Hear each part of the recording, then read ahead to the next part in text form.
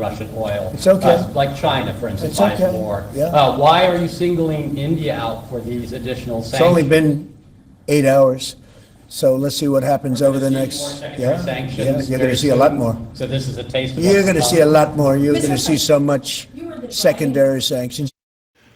Maviete kuti gwengwe. Anyway, guys, thank you so much. Welcome back to the YouTube channel Malawi and the Cameras. Yeah, kula sorry last night sitna patsane ndithu update komano today tipeleke update imene ndithu ikuoneka zoti kunja kuti Trump ndiye wakwiya ari kwambiri tunkhani kukhoza ndi ma tariffs fandi nkhondo imene akuona zoti imeneyo ndithu sanga anthu ndithu anthu afenta kuti chifukwa anyway guys dollar sinzoti ka dollar muna mulijana mu dollar muli mphamvu takulakulo mu dollar muli mphamvu mudzoka leso niyo panopa nde dziko lililonse basi limakhala kusakasaka dollar tumiza katundu kumeneko ndithu ku America ndithu kukagulitsa ndipo amapanga madollars ambiri economy ndithu mapangidwa boost maiko ambiri chifukwa cha dollar. Nde anyway guys tiyang'ane pa nkhani yokhuzana ndi India ndi America. Kwambiri kwake Trump wapereka ma tariffs waonjezeranso kuchoka pa 25 kufika so pa 25. Kuchoka pa 25 kufika so pa 25. That's 50% tariffs. Kwa makamaka kumene akugwera kwambiri afuna walowa kwambiri kujanuko ku agriculture kuzaulimi kumene akupanga target zaulimizo makamaka kumbali khuza ndi chimanga choyambirira soya komanso cotton. Zinthu ngati zimene zizi makamaka India ndithu mukudziwa kuti imalima kwambiri nde ikazilima nde akazipanga export ndikuti kuzipititsa. Right, nde kuti azipititsa akazipanga export nde kuti zikafika ku America kucha ndithu iyayi amapanga ndithu ndalama zochuluka kwambiri ma million. Nde anyway nde business imeneyi ndi business yona kuti tikudziwa sokaleso kuti kuti niyo muzipanga export katundu kupititsa dziko lina especially kumene kuli ku America kuti muzikapeza ma dollars ndikuti imakhala business yotentha kwambiri yotentha alese maloto ake ndamene ku America ndi continent kuli maiko ambiri amene anangophatikizana, therefore ndi dziko lalikulu kwambiri limene ndithu katundu amafunika alowe business kuli ma business omwe ochuluka.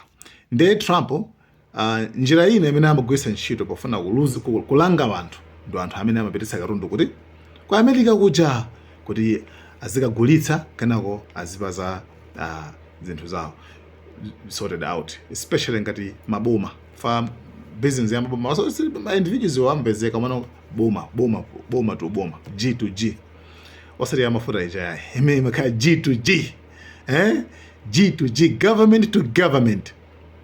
Nde actually boma lo limatenga kuti boma lo limagula katundu kwa alimi then likagula kwa alimi ucha kenako limakhala kuti latumiza ku America kenako ndikumaona kuti madollars alowa ngati komano this time Trump wapanga target kwambiri kwa alimi poona zoti kumene kuku alimiwa kumene ku I think kuchita bwino kumene kuku ndafuna awakhape.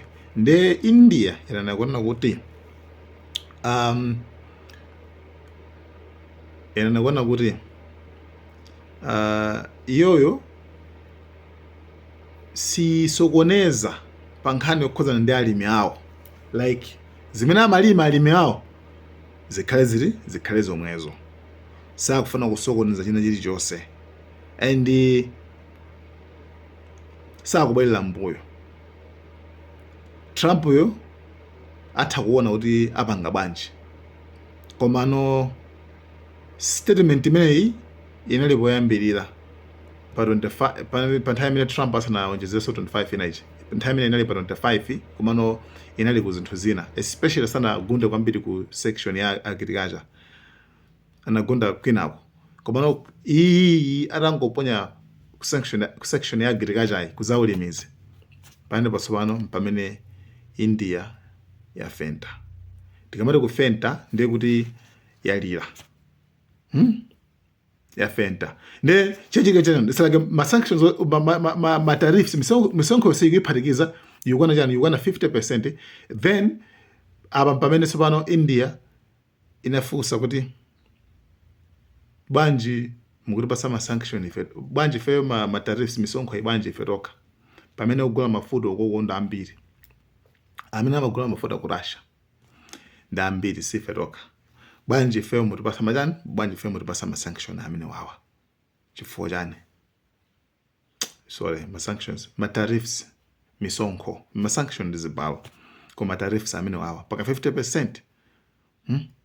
Apo zili ngati kuti imene makhala ngati aphunzitse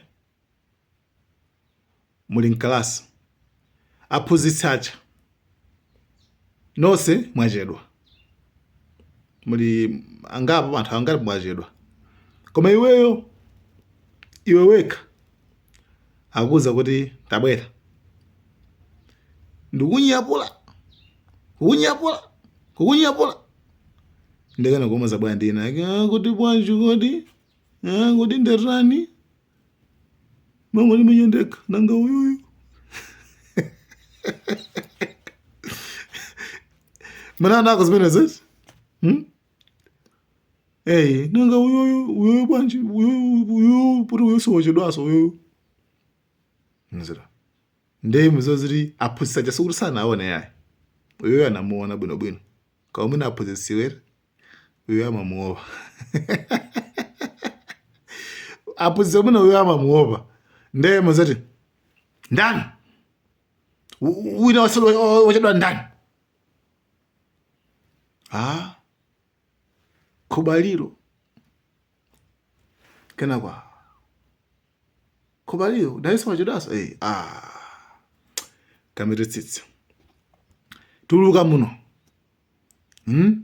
komano treatment yake makhayo usiyanabe ndi Trump anafunsidwa kunena kuti bwanji ifeyo mungopanga target ife toka a India pamene ugula mafuta kuli teke kuli China kuli chani nde yankhola Trump sana nene kuti ena also ndani tabwera kuno iwe sitakunyiya plus Trump akuti osewalatu pachati kukotsala 8 hours itu nde 8 hours tiperekaso misonkhoyo tipereka misonkhoyo osadandaula zimene zonse yayi mwina Chinaso ipasidwaso misonkho mwina.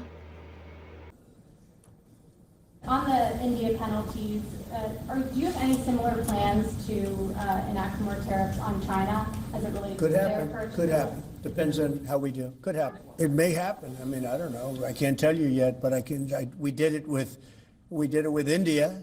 We're doing it probably with a couple of others. One of them could be China. Yes. Mwina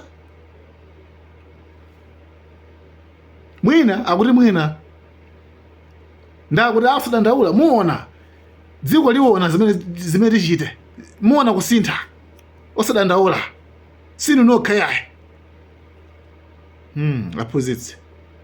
aphunzitsi ine mwandikuwavula komano amene ndachedwa sindipo ndekha uyoyo nanga hayi tionetsana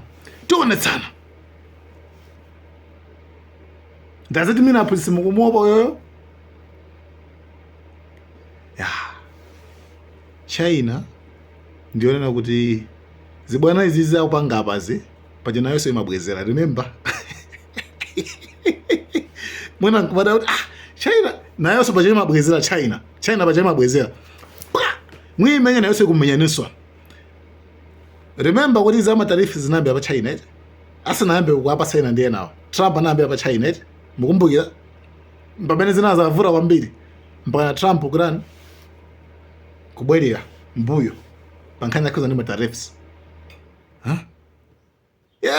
na amadziwa nde anyway still tikudikirabe akuti aphwasulaso enawonso awammenyanso ma secondary sanctions apereka aphaso ma sanctions amenewo ndi tione kuti zikhale bwanji. Guys, thank you so much. Next video tilongosoleso chifukwa simfuna mu video tale kwambiri ndi tilongosoleso nkhani yokhuzana ndi update ina ya ku maiko nawo.